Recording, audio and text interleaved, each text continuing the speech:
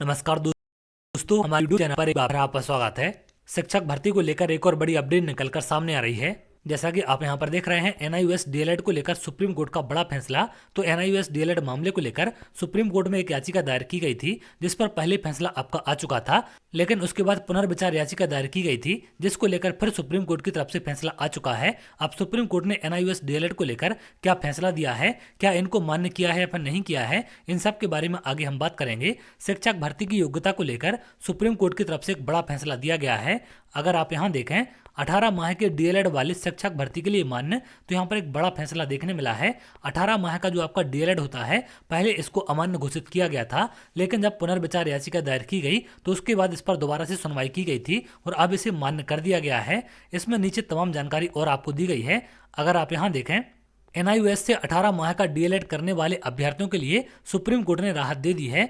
Supreme court के justice B R Gavai ने पिछले साल एनआईयूएस डीएलएड को फ्रेश शिक्षक भर्ती में अयोग्य माना था। तो इसके पहले जो याचिका दायर की गई थी उसमें इनको अयोग्य माना गया था, जिसके खिलाफ पुनर्विचार याचिका दाखिल की गई थी, जिसकी फाइनल सुनवाई करते हुए जस्टिस गवई ने फैसला सुनाया है कि 18 माह का डिप्लोमा कोर्स सभी शिक्षक भर्तियों के लिए मान्य है। इस फैसले के बाद बिहार में शिक्षक नियुक्ति के चौथे चरण में एनआईयूएस से डिप्लोमाधारी आवेदन कर पाएंगे। इससे पहले सुप्रीम कोर्ट ने कहा था कि एनआईयूएस से 18 माह का डीएलएड करने वाले अभ्यर्थी सरकारी शिक्षक बनने के लिए योग्य नहीं माने जाएंगे और आने वाले शिक्षक की भर्ती के लिए अप्लाई नहीं कर पाएंगे। ऐसे छात्रों को शिक्षक भर्ती परीक्षा से बाहर कर दिया गया है। गौरतलब है कि केंद्र सरकार ने 2017 में कहा था कि प्राइवेट स्कूलों में पढ़ाने वाले शिक्षक एनआईयूएस से डीएलएड कोर्स कर सकते हैं।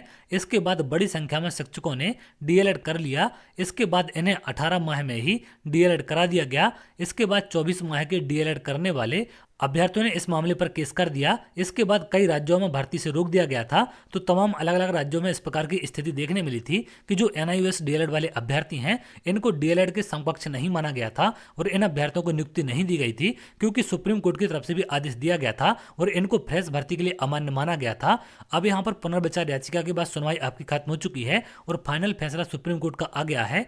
18 माह का जो आपका एनआईयूएस डीएलएड होता है, अब इसको शिक्षक भर्ती के लिए मान्य किया गया है और सभी शिक्षक भर्ती में इसे मान्य किया जाएगा।